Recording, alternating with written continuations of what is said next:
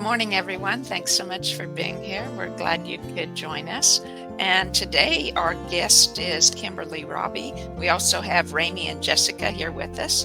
And I'm going to read a little biography here of Kimberly so you can know about her. Kimberly Robbie is a grief recovery specialist, an EFT tapping practitioner, and a transformative love coach.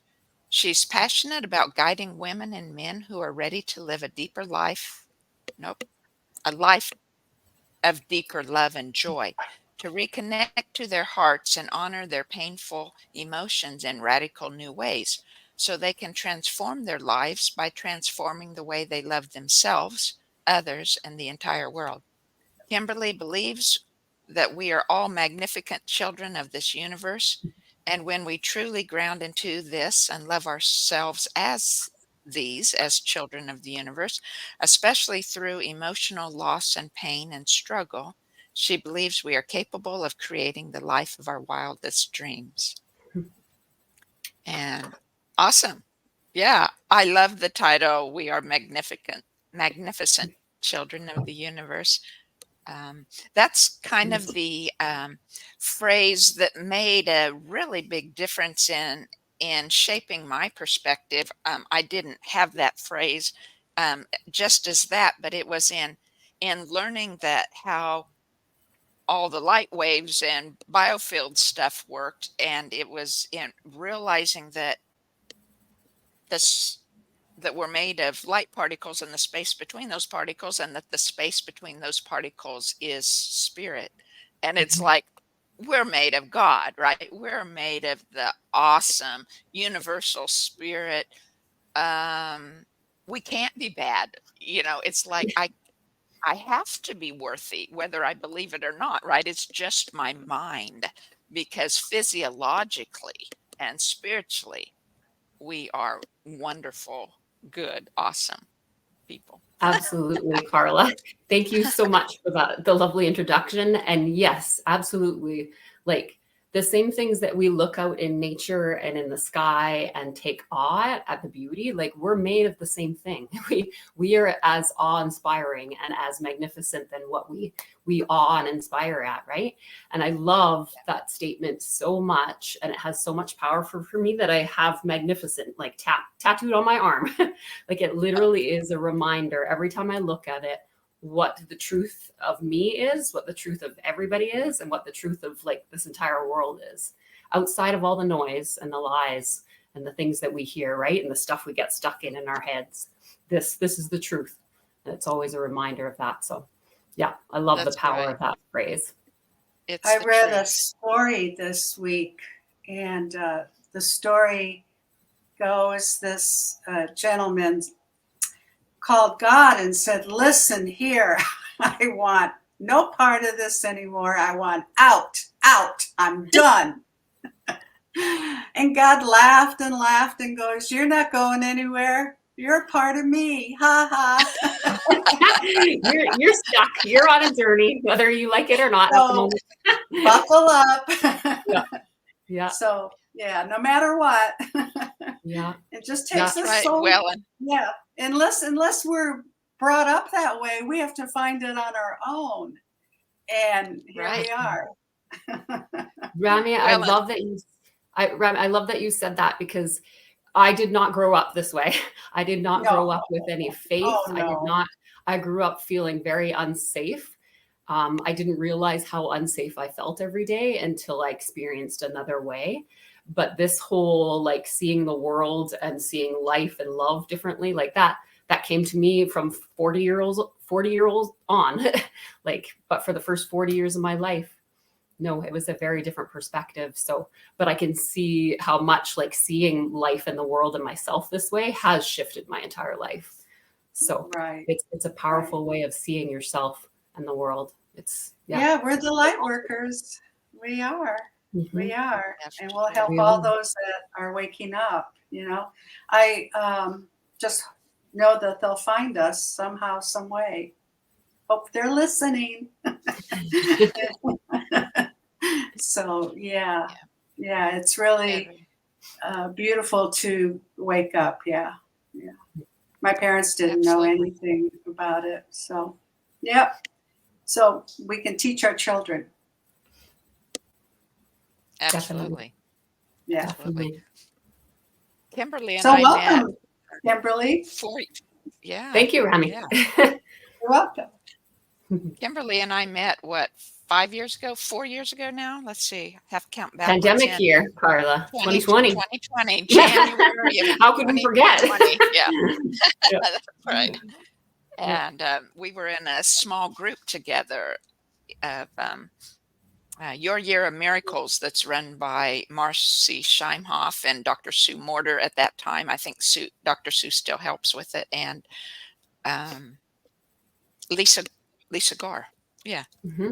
So, and it was great. We met in small groups twice a month, I think, for 12 months. Yeah, it was really, Wow. really, Nice. really helpful especially so during that year. But it was like a hidden lifesaver that, when we signed up for the program, like back in November, December of 2019, like who knew what was coming? Right. And it was a godsend, it really was. Mm-hmm. Yeah. Yeah, there's so much good that came out of that. So much good, I think anyway. I mean, there was such ridiculous statements being thrown around about just putting more fear into you, but a lot of good came out of that. Time to slow down, it's time to reevaluate, time to figure out what's important in your life. And yeah, it was a wake-up call. Yeah. For sure. Yeah, for sure. So, Kimberly, could you tell us how you got into tapping and your grief recovery work? Yeah, that was actually a nice little segue because it's all linked to kind of the time back in like 2019, 2020, which we were just talking about. So, of course, like as many of us, we find our ways to the things that we love to share in the world out of passion, being ignited from something that we've had happen in our own lives, right? So really it is from like the sudden and traumatic end of my marriage in 2019 is what led me to these two powerful things. Because honestly, I'd had lots of losses and lots of painful things in my life, but that was really what broke me completely apart. But from that like space of being completely broken apart, it was that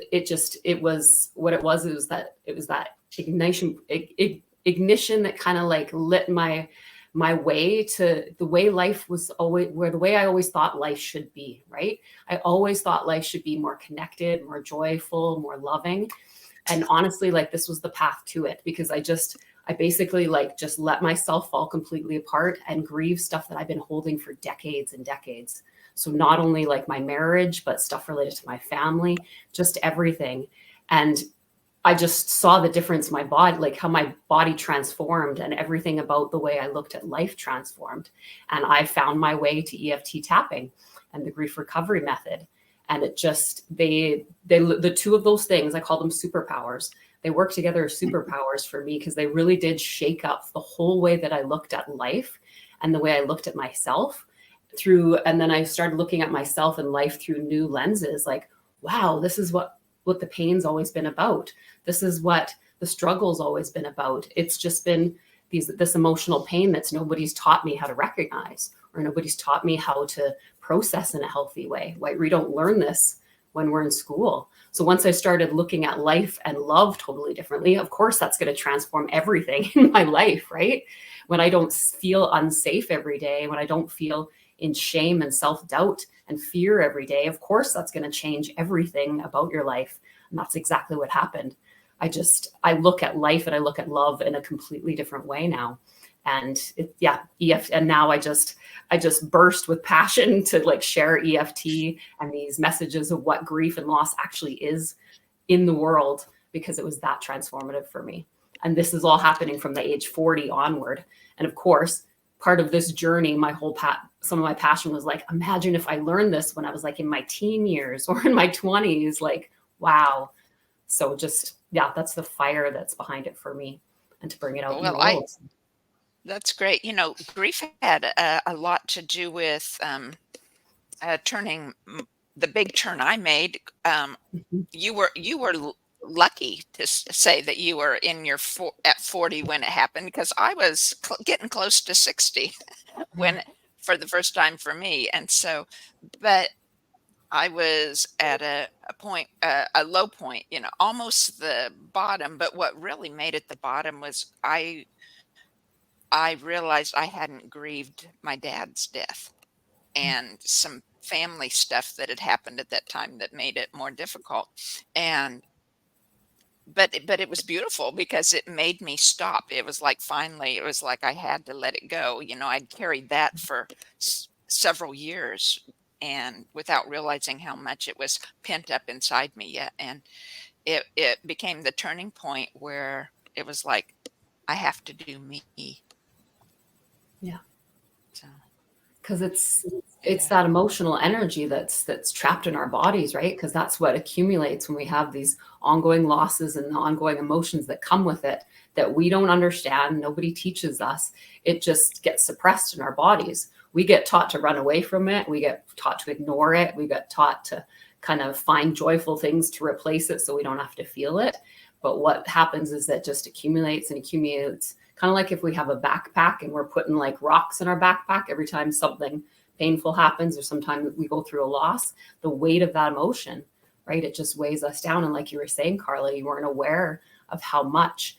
And what makes you aware of it is when you actually start feeling it and then letting it go, then you can feel like the physical difference in your body, right? And how you perceive like the world around you. It changes everything. And you start to look at like, oh, wow, this is like things from when you were younger, and just trying to understand some of the pain. Because when we don't understand why we're feeling pain, or when we don't understand anything about life, we judge it, right? We judge and criticize it, and we isolate and hide it, right? Because we feel shame, thinking there's something wrong with us for why we're experiencing this or why we're feeling this pain. So it can be incredibly freeing when we start to learn why, start to understand, and that we don't have to follow the rules that we've been taught about how to process pain. We can do it in new ways that can be transformative, to say the Yeah, least. for sure. I like your statement of how it was like rocks and a backpack on your shoulders. I was doing work with Ramie yesterday. Was it Reiki? Was that what we were doing? Yeah. Yeah. And Love so Reiki. I just let her do whatever. It's like, do whatever works, Ramie. It's like, but it was like she was guiding me. It's like, her comment was, because she's helped me clear other things, and it was like, you carry everything in your shoulders, don't you? And it was like, Me yes, too. yes, I Me always too. have. So does my daughter. Yeah. Where do you carry it, Jessica? I'm not sure. Probably multiple places for me. So, Yeah. It's nice to clear. Talking about EFT, I learned my father killed himself. And all I did, I was already drinking, but boy, did that send me on a spiral to drink. Every time I got drunk, all I did was weep. And then I decided that this wasn't working. And so I was journaling and I was processing, but someone taught me EFT, and I tapped on my father. Oh my God. It was so liberating, because I didn't even know that I had those feelings in my body. And I just healed. I can speak about my father's suicide now without breaking down completely. But EFT I love it because it really literally taps into your emotions. You know, there's some wisdom behind that phrase in our language. Yeah, for sure. Yeah. And you don't have to do the whole thing. You could just do the high heart. I did Carla the other day, just this part of the hand and the high heart. You don't have to do the whole thing. So I think that makes a difference when I'm teaching it, because people don't want to do the whole process because it's funny looking. But if you're by yourself, who cares? But anyway, yeah, EFT is powerful. Very, very powerful. It's one of my favorite tools. Yeah. So That's awesome. I'm really That's pleased awesome, for Ramie. the I love change hearing in. people that. Oh, go ahead, Carl. No, yeah. Well, I was just going to say when I first heard of tapping, which was probably when I met you, it wasn't too long before that. And I couldn't stand tapping. I never told you that, but it was like I couldn't stand it. It just irritated me so terrible. And then starting just a few months ago, really, maybe within the last 6 months, it was like things must have cleared in me. And then it's like suddenly I was doing tapping just to follow along with. Oh no, it was your Valentine Day Happy tapping thing. Valentine. It was on your Valentine Day tapping thing that I noticed the difference because I was just supporting you and being there. I really didn't care for tapping, but I was just supporting you. And it was like, oh man, this works. It's tearing me up inside. And when Ramie was doing that with me, oh, it was tearing. And I did it with another friend that does some of the tapping. And we went through like 10 emotions that my 3-year-old traumatized little self was holding in resistance about. And I thought, wow. And then so Sunday, I was driving and I could feel all this junk in me that I wasn't in alignment. So I just started tapping on my hand, when I was driving with one hand like this. And it was like, oh, wow. So I cleared all this junk when I was driving. And it was, yeah. I thought, well, that's pretty Yeah. cool. It can be so fast. And Carla, I love that you just told that story now. You're like, I never told you that I didn't like tapping before, but I'm telling you live now. I love it. I had no idea that Valentine's was like a flip switch event for you. So that's awesome to hear. That's awesome. Yeah, that was the first time it really, I liked it. It really worked. I could feel it. I hadn't, done this more than like 3 or 4 strikes, and it was like tearing me up inside. It was, yeah.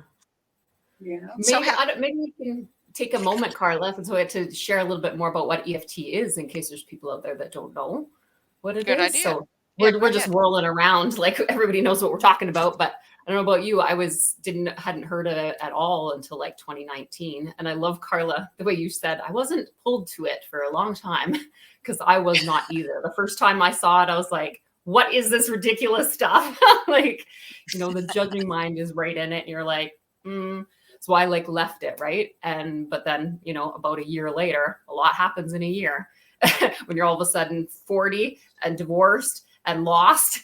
You tend to find yourself to things that you wouldn't normally do before, right? So EFT, as we're throwing this around, stands for Emotional Freedom Technique. So what it is, it's like a somatic energy tool. So what we're doing is we're like going to our body and using our body, literally, like Ramie said, to tap into what's going on, tap into what our heart's feeling, what thoughts and ruminating things that might be going on in our head that's bringing up these painful emotions.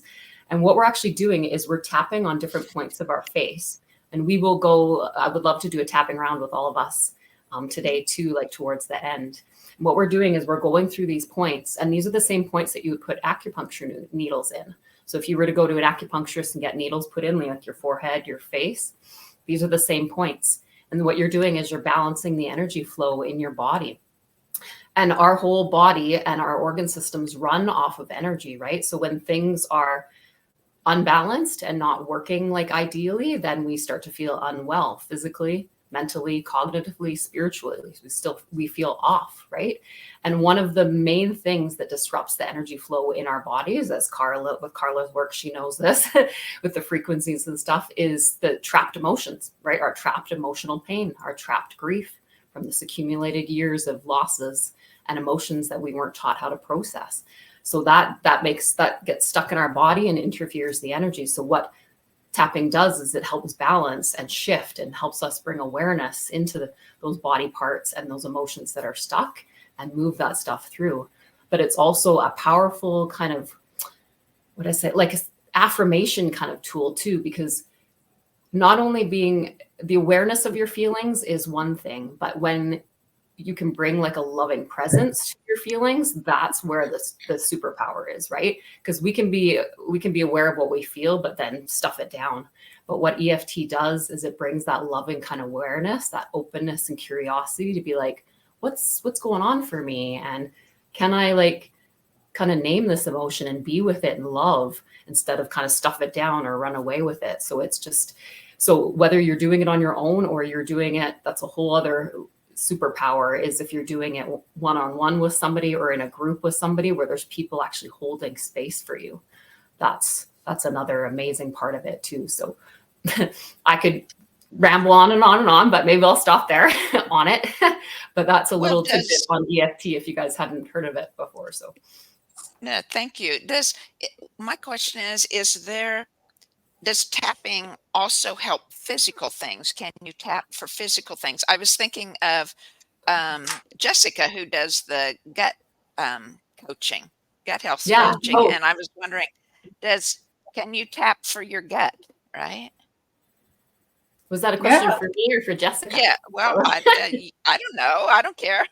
I don't care who it is. Jessica, you want I've used it. Yeah, I mean, I am not an EFT practitioner, but I have used it for heart racing. So I know it does work on physical symptoms. I have not used it for gut, but I would be curious, Kimberly, to know if you have heard anyone have used it. They've got loads of studies out there. I think the latest update, Peter Stapleton in Australia, she kind of does a research update of EFT every year and creates a video.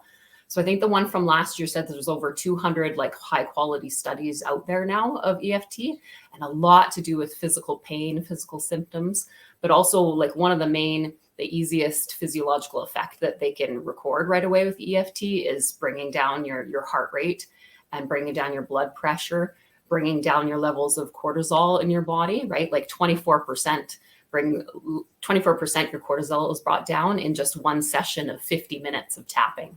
Just one session. Yeah. And they've brought— Did it stay down? Yep. I don't know if they did any post work on this one, but what was so powerful about this study that was done in 2010 is they actually repeated it in 2020. So 10 years later. And when you can actually repeat a study and get similar results, it amps up its quality, of course, right? So not only did they repeat this 2010 study 10 years later, but they had different researchers on different continents, and they got the same results, if not better. So again, like bringing down your cortisol 24%, bringing down like symptoms of depression and anxiety by like 58 and 45%. Like it was huge. So there's tons of studies out there with it regarding like chronic pain and stuff too. And I know I can speak for myself when after I spent a couple months of grieving, so I was starting going through that grief recovery program and learning EFT tapping. 20 allergies that I had, like physical allergies, environmental allergies, cat allergies that I had for 20 plus years almost disappeared. So that's a physiological effect you just can't ignore. Yeah, I went from having to take allergy medicine every day for like 6 months to literally like 4 months later, I was like, wow, I took a little bit of allergy medicine for like half of that time. And then by the next season, I didn't have to take it at all. It was that profound. Wow. Yeah. So that's awesome.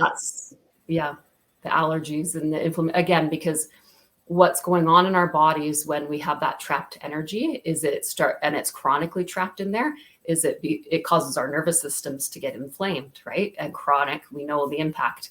I can see Jessica nodding her head. We know the impact of chronic like inflammation in our bodies, right? Allergies and all kinds of autoimmune diseases and neurodegenerative diseases, chronic pain. There's a lot of stuff that comes when there's inflammation that's out of control in our bodies. So that EFT, helps move the emotion, but at the same time, it's helping amp down our nervous system and bring us out of fight or flight, decreasing inflammation, all that kind of stuff. So it's a superpower. It truly is. So that's neat. I've always thought I've had sinus allergies since I was in 3rd grade. I was helping Dad clean out the old shop, and we took all the stuff to the dump in the pasture, and the pasture, it was in the fall, and the pasture was full of ragweed, and that was all it took. I had it every year. Would get really sick from it. And but what I've always thought, I haven't been able to, in my own work or on my own work in myself, to actually find proof of this. But I've always thought that my sinus allergies are probably because of being in fight or flight so much, of early day trauma when I was little, plus ancestral patterns that I've had of anxiety or worry and regret on the other side. Sometimes, a lot of times, my mind would go nonstop in worry or regret, right? And I'm guessing that should probably affect my allergies. Yeah, But we can work on that next, Carla. yeah, that would be good. It's allergy season. Yeah, take you again. back to that time. NLP, just go back. Yeah. Yeah, we can Carla, heal it.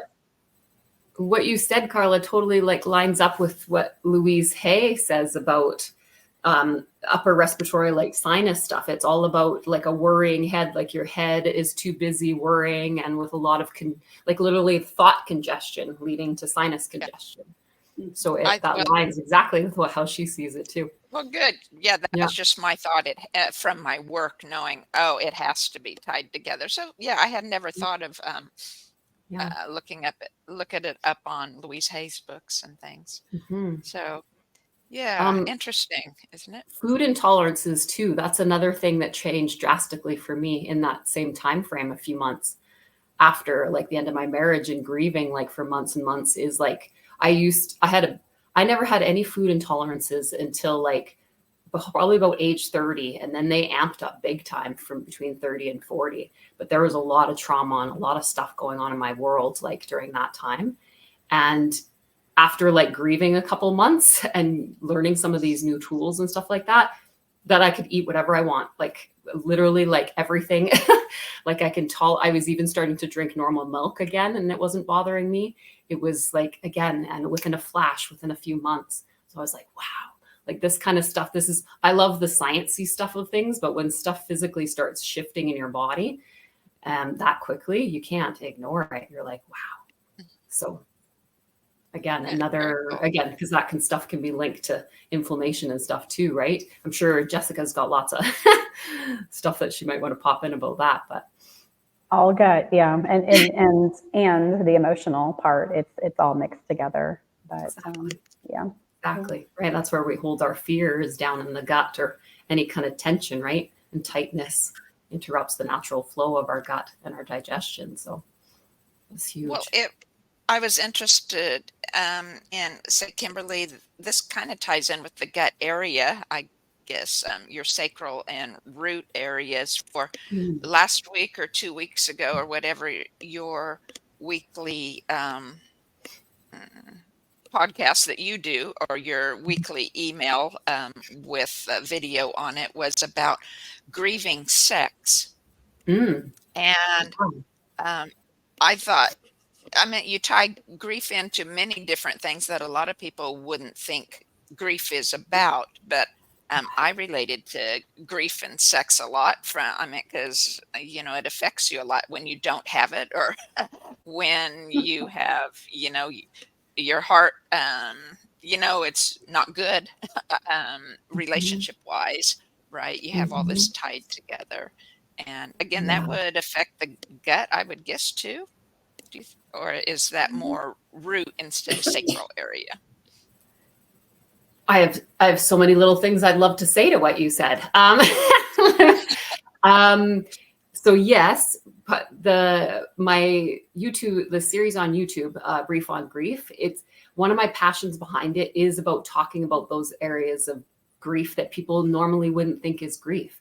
Because again, grief is a lot more than just sadness. We're just taught that grief comes up when somebody dies or when a relationship ends, but it's so much more than that, right? So my passion, again, I could go into that. Grief, basically, I see it's an experience. Anytime we experience an emotional loss, which I'll go back, loss is actually a lot more than just death and divorce, right? So loss, that can be like any kind of change, or change in our routine, or anything in our pattern of behaviors or relationships creates emotional loss for us.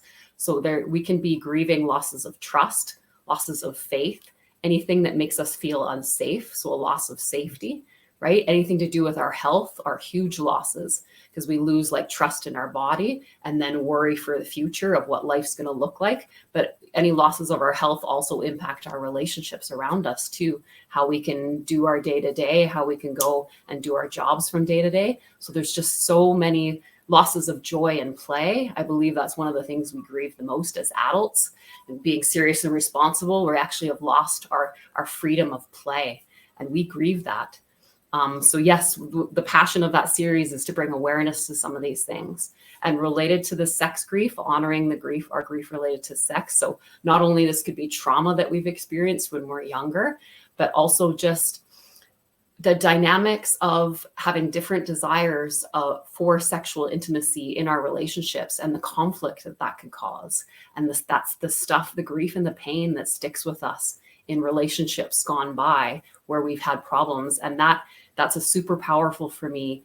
And why I created that video is because I realized in my exploration of dating now again, after my marriage, this is one of my deepest fears, is I do not want to repeat this kind of pain again. That kind of dynamic that can happen in relationships where there's like that shame and blame cycle of somebody wanting to be intimately connected and the other one not really feeling it, and that kind of chasing game back and forth. There's so much pain and so much grief in that. And that stuff sticks with us, and it makes us terrified and scared of moving forward. Or we could be in a current relationship where we're having that dynamic going on and not knowing how to find our way through it. There's so much emotional pain and so much like coming together and pulling apart. And yeah, I could talk on and on about that, but that was kind of the passion behind creating that video. I love that you brought that up, Carla, because it's so important. And again, related to the sex topic. So not only is talking about our pain and looking at grief this way not really talked about in our world as much, but the topic of sex is one of those stigmatized topics. So it had power double-fold for me to create that and have those conversations to honor that stuff that we don't talk about a lot. So yeah. I think that's neat. To tie it into those things that you don't typically think of as grieving. Yeah. Sure. The whole experience with that podcast is all about so not only, of course, it was the messages and everything that was like happening in my life early on in 2020 and 2021, like shifting everything. And I'm like, the messages that I'm learning in this grief recovery program it's transformative, and I want the whole world to know, right? I want to be on rooftops, like screaming it. So YouTube became my rooftop and started creating stuff with that passion. But yeah, it's just kind of taken a life of its own. And it really is about my journey as I'm, through the years of learning even more aspects of grief and honoring different things of it. Oh, this is grief underneath here, and this is actually grief too. And just the whole journey of that, and how freeing that is when you start to look at struggles and the changes and craziness of life through the lens of grief and loss. It literally is a new way of loving yourself through pain, which of course is going to change everything. So, and that's now that of course sparks my passion and leads my passion for the services that I bring out into the world. It's all about that transformative love, literally learning radical new ways of loving yourself through painful times, which ends up being just loving yourself in general. And that when you can love yourself differently, then that just automatically like radiates into how you're able to love other people, right? And how you're able to show up in the world for yourself and for others. So it's for sure. Yeah, it is. That's exciting. I mean, and it's I hear your passion, and that's kind of a topic in general, the transformation of coming to love yourself and love others, right? Love the universe and feel that deep connection with everyone and everything. It's something I'm very passionate about too. Yeah, it's really awesome. think it's our whole purpose in this life. Really, like, I think it was something Dr. Sue Morter said in our program that first year we were in it, Carla, is that she believes like that life is all about, it's about loving myself and loving other people a bit more every day, like always increasing my capacity to be love and to receive love, right? Just that, I think it's our ongoing life journey, really is. And treat what healthy real love is, not maybe what we thought love was, the way we grew up, and the relationships that we had in our life when we were younger. So, yeah.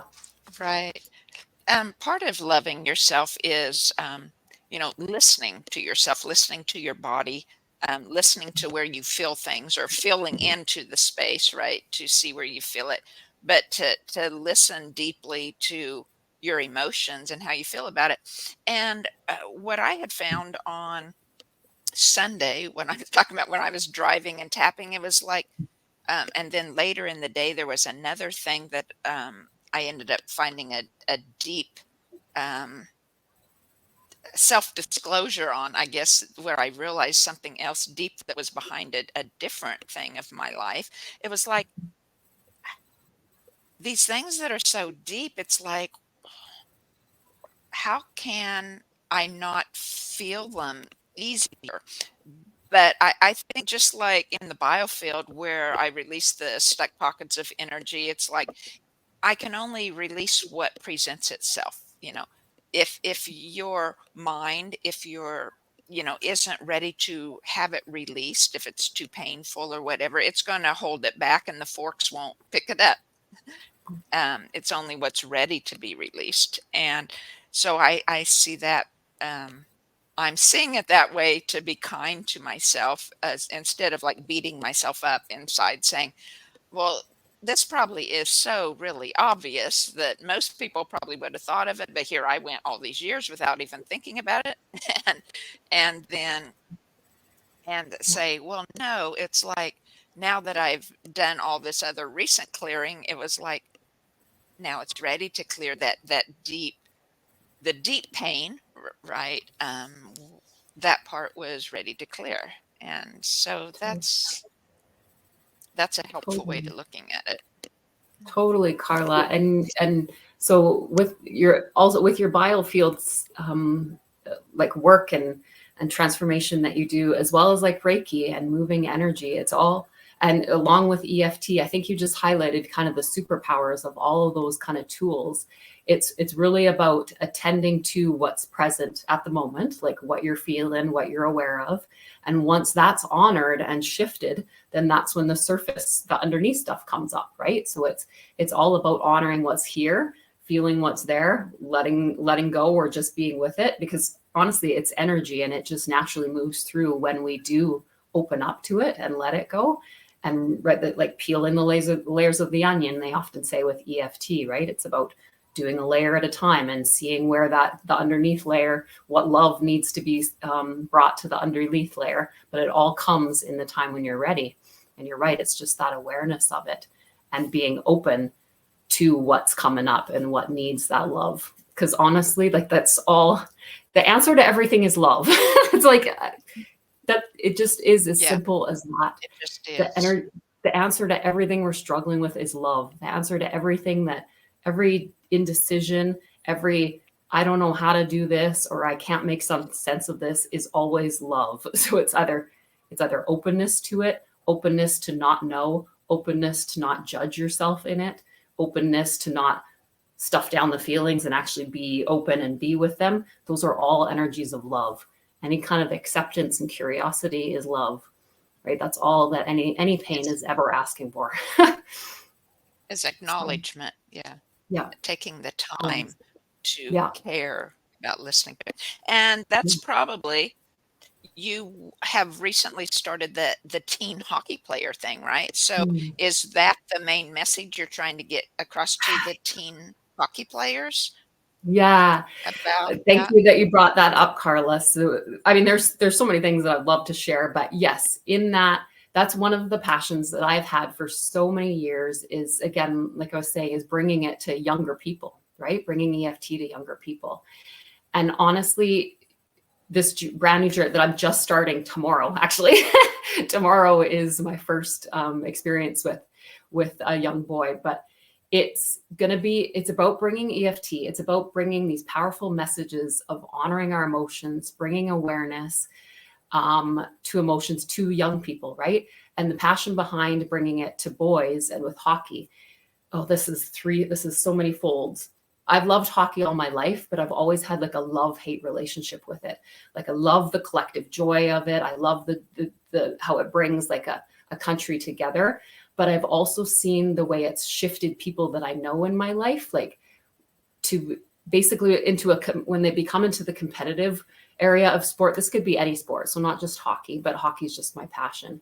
When it becomes like the weight of competitiveness on somebody that's so young, it can shift the way they look at themselves. Like it starts to become like their identity, right? And you see, I mean, of course, in the last decade or so, you've seen like there's so much more talk about mental health in NHL, in sports in general, and the impact of players that have either gone through a lot of injuries and been bumped out of the sport and not known who they are, right? Felt lost. Just again, the weight of your performance in life, meaning your identity. So really it's about not only bringing emotional awareness to young people and this conversation about emotions and processing emotions, but really about bringing the awareness of how innately lovable we are, right? The word magnificent, how innately lovable we are and worthy of love despite our performance in anything, whether it's a sport, whether it's life, we are innately lovable. So it's bringing some of those like transformative like messages about love and who we are to people super young. At teenage years, I see is when we lay down a lot of our early childhood trauma, right? When we're younger as children, but when we're teens, when we start dating and in relationships and really trying to belong and find our identity, we can latch onto things and create identities off of them that end up harming us in the long run, right? So again, it's about bringing that stuff to people super young. And in the global picture of it all is actually changing some of the culture of hockey as well. So that's there's so many levels of vision behind that. So thank you for asking about that, Carla. Oh, yeah, you're welcome. Mm-hmm. I was just going to insert that Kimberly's Canadian, and you could probably Right. everyone tell from her voice, but I meant being from the Midwest, where the other three of us are, hockey's not a big thing because the weather isn't really conducive to that, right? It's sports or football here. And My boys so, played hockey. Kimberly, my boys played really? ice. Okay. Yeah. Okay. Yeah. Oh, very good. Yeah. But really it's behind any culture, like, football and baseball is big in the States, right? It's all, like Ramie's like, it's competitiveness. It becomes big and heavy, and it becomes a big load that young boys and girls can put on them when they become, not that it's bad. I don't want to say that sport is bad, but there can be a lot of false identity related to it. And the way a person can lose themselves if something happens and they all of a sudden can't compete the way they want, right? This is some of the psychology and the pain behind athletes that have injuries and trying to get back. So and with EFT, there's Super Bowl winning teams that use EFT, but it's secret because it's that secretive that it's their secret weapon, right? But there's actually teams out there that have repetitively won the Super Bowls that use EFT tapping. So it's cool. huge, huge and quiet in sports. So I was going to say, especially for the teen years when it starts, or even lower, like, Little League baseball and stuff. Yeah. It's so important that any dad or neighborhood person that signs up to be a coach to children, they need some training on personal relationships, right? Or some type of how to approach people. Because I was always so thankful the dads that were the coaches for my kids, and when they were young, were nice, where they were kind. They were just dads trying to be good dads.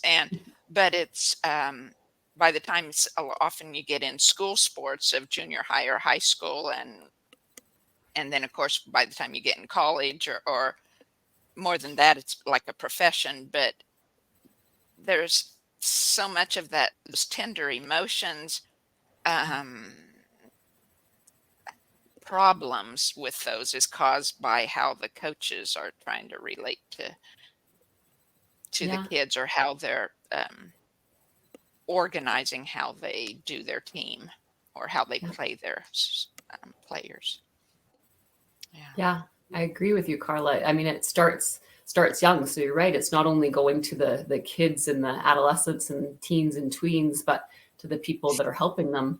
Because I heard the word relationship when you were talking, Carla. It's about fostering a healthy relationship with that sport, like fostering a healthy relationship that child has with the sport, right? That it's about a sport. It's about an extracurricular rec. It's about something that you may be passionate about, but it's not who you are, right? It doesn't make you who you are. So that, yeah. So yeah, again, I could go on and on, but that's where some of the passion is, because it's about enjoying a sport and loving a sport and maybe doing a sport professionally, but knowing that that's not where your worth lies is where my passion behind it is. So. Yeah. Yeah, for sure. Well, I think if you wanted to do a little tapping exercise or meditation, or I don't know what you call it, that would be great. Yeah. The time's flown by. How much time do we have here, Carla? Just so I have an idea. I don't know. You can take 10 minutes, 5 to 10 minutes, whatever kind of works. Yeah. Yeah, sure. So I'm just going to take some water. I feel kind of the energy of our conversation today. Again, it's the word honoring that always pops up for me. So honoring, I'm thinking maybe doing a round kind of on honoring our emotions, or honoring kind of what's true for us might be really. So again, EFT can be done a lot of different ways. We can kind of just take the energy of something when you're working in a group. Of course, one-on-one, you're doing it very differently, but I'll lead us and the audience through a little tapping around right now around honoring our emotions, honoring our life, honoring ourselves. So if you guys are okay, it's, I guess you guys can repeat. You can repeat after me. I don't know, Carla, do you want to be like my echo voice with the other two ladies, like muted, or Bert? I don't know if I know it well enough. I could just follow you. You just have to repeat after me. Okay, I'll repeat after or you. all of you can repeat too. Just some people get confused with all the voices, but I'm okay with that. Okay, so just you guys can go ahead and tap where I'm tapping and repeat after me. And audience members, you guys go ahead too. So even though emotions can be hard to feel sometimes. Emotions can be hard to feel sometimes. They can feel downright scary. It can feel downright scary. And even though emotions can be scary, and even though emotions can be scary, and maybe I don't want to feel all my emotions. Maybe I don't want to feel all my emotions. I love, honor, and accept myself anyway. I love, honor, and accept myself anyway. So even though I've been taught to push away my emotions. I've been taught to push away my emotions. To distract myself or keep busy. To distract myself or keep busy. Or maybe even just deal with it on my own. And deal with it on my own. Just deal with it on my own. And even though I've been taught to deal with it on my own and maybe not speak about it too much. Even though I've been taught to deal with it on my own and not speak about it too much. I love, honor, and accept myself. I love, honor, and accept myself. And the way I'm feeling. And the way I'm feeling. Okay, we'll go up to the eyebrow. Some emotions are uncomfortable to feel. Emotions are uncomfortable to feel. to feel. Maybe I don't always want to feel them. Maybe I don't Maybe you don't always always want to feel. feel them. I don't want to feel afraid. I don't want to I feel don't want to afraid. feel afraid. I don't necessarily want to feel sad I don't want to I feel don't sad necessarily want to feel sad or feel angry. or feel angry. But all these emotions are natural. But all these But all emotions. these emotions are natural. I'm a human having an emotional experience. I'm a human, I'm a human having having an emotional experience. I'm right under here, underneath the armpit on the side of the body here. Forgot to go through the points. And then up on the top of the head. And I'm experiencing the whole spectrum of emotions. And I'm experiencing the whole spectrum of emotions. Eyebrow up here. This is what I'm truly here for. This is what I'm truly here for. I'm not just here to feel the joy and the happiness and the love. I'm not just here to feel the joy and happiness and love. I'm here to feel all the emotions. I'm here to feel all the emotions. Because like nature, Because like nature, I live in cycles. I live in cycles. Human experience is about cycles. Human Human experience is about cycles. Like night and day. Like night Night and and day. day. Like the different seasons. Like the different seasons. Like the in and out of the tides. Like the Like the in and out of the tides. We're supposed to flow in cycles like nature. We're supposed to flow in cycles like nature. All my different emotions are cycles. All my different emotions are cycles. I have pleasant emotions that may be the peaks. I have pleasant emotions that may be the peaks. And then I have uncomfortable emotions that I might see down in the troughs. And then I have uncomfortable emotions that I see down in the troughs. It's the all natural cycle of life. It's all the natural cycle of life. If I can't feel grief and pain, if I can't feel grief and pain, that means I haven't loved. That means I haven't loved. If I've been courageous enough to love, if I've been courageous enough to love, and to be joyful, and to be joyful, then I'm bound to feel some loss when that shifts. Then I'm bound to feel some loss when that shifts. And along with that loss comes the varied emotions of grief. And along with that loss comes the various emotions of grief. I can't selectively numb my painful emotions. I can't selectively numb my painful emotions.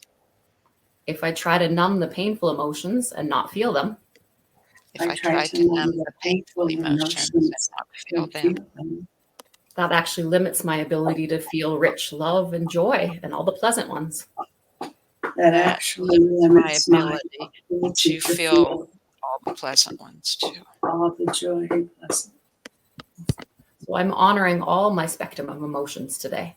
I'm honoring all my spectrum of emotions today. Tapping and getting curious. Tapping and getting curious. And even just allowing space for what is. And even just allowing space for what is. So whatever emotions might be present for me right now. And whatever emotions might be present for me right now. I'm just allowing them. I'm just allowing them. Opening and getting curious. Opening and getting curious. And letting myself know they're all normal and natural. Letting myself know they're all normal and natural. Me feeling them doesn't make me a failure. Me feeling them doesn't make me a failure. It just makes me a vibrant human who loves and loses. It just makes me a vibrant human who loves and loses. So I'm honoring all my emotions right now. So I'm So I'm honoring all my honoring all emotions. my emotions right now. Honoring what they have to tell me. Honoring what they tell have me. to tell me. Honoring their presence. Honoring their Honoring their presence. presence. Honoring what my body feels. Honoring what Honoring my what my body body feels. feels. Honoring what my heart feels. Honoring what my heart feels. Honoring what my heart feels. Honoring all of who I am. Honoring all Honoring of who I am. all who I am. And showing up as my magnificent self. And showing up as Showing my up as my magnificent, magnificent self. Matching the magnificent nature. matching the Matching magnificent, magnificent nature. Just as I am. just as I Just am. as I am. Okay. And take the breath there, ladies.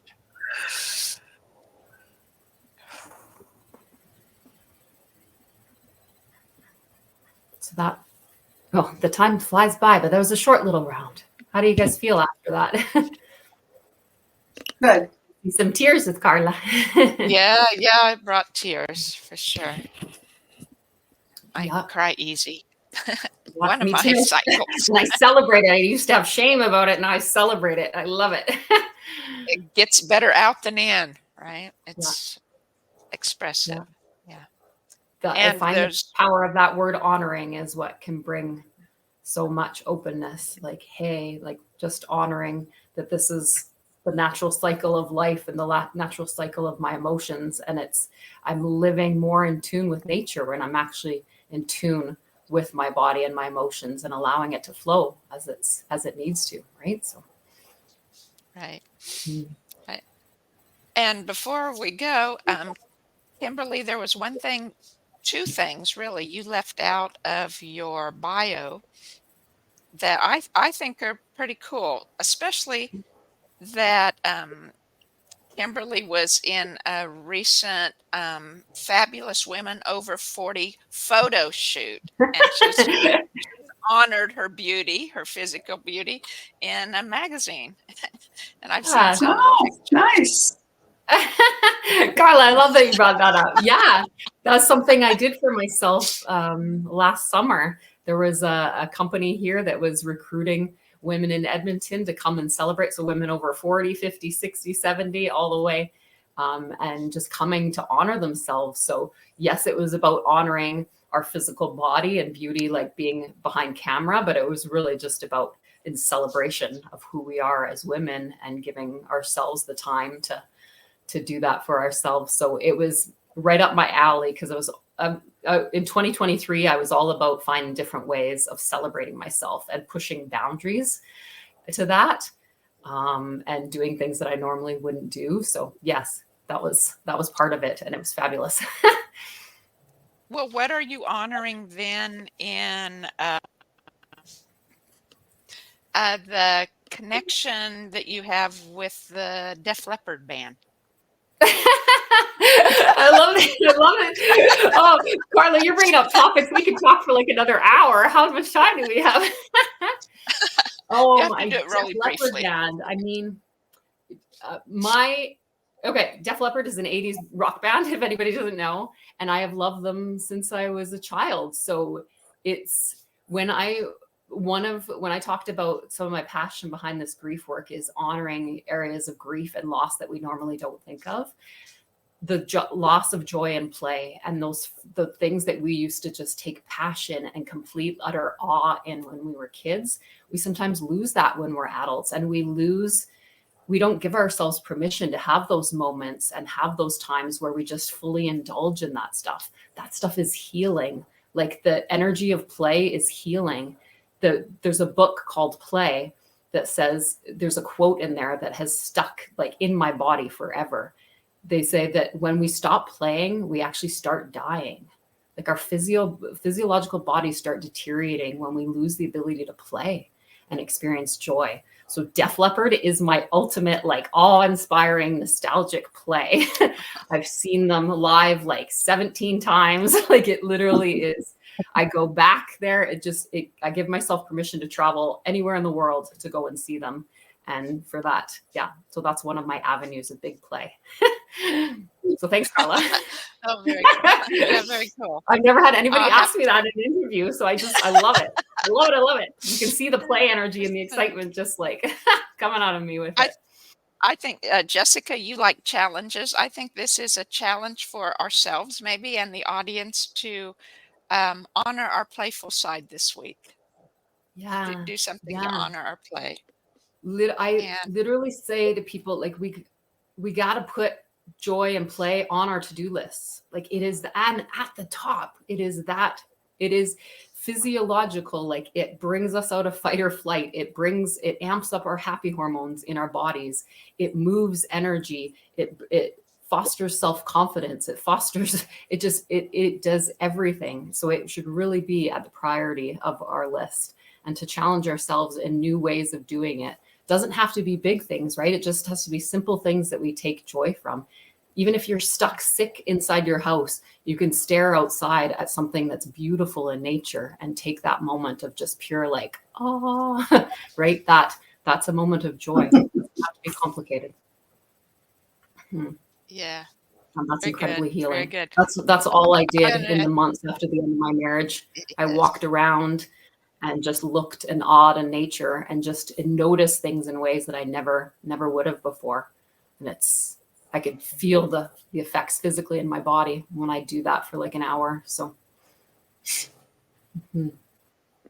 Well, and really the joy, love, and gratitude, and curiosity and wonder or awe, those are the 5 highest emotions in the universe. And so when you're connecting with nature like that, if you're feeling those, you're connecting so much more with nature, because you're tapping into their vibration. And Literally that's tapping in that's to how who I you do it. are and where you came from. Literally. That's how I do it. Absolutely. Yeah. Yeah. Which So is why I think tapping is so powerful, because we're literally like reminding ourselves of who we are by tapping on our bodies and reminding our whole body energy where we belong, where we came from, and how innately lovable we are. It just shifts Yeah. everything. Very cool. Well, I would like to remind the audience to please like and subscribe to help other people find us on YouTube. And thank you, Kimberly, for being here, and Ramie and Jessica, and thank you all for watching, and we'll see you next week. So, Thank you so Bye. much. and Kimberly's information is in the description on how you can Okay. contact her. You can find me at my website link below. Bye, That's everybody. right. So, Thanks, bye-bye. Carla. Thanks, Jessica and Ramie.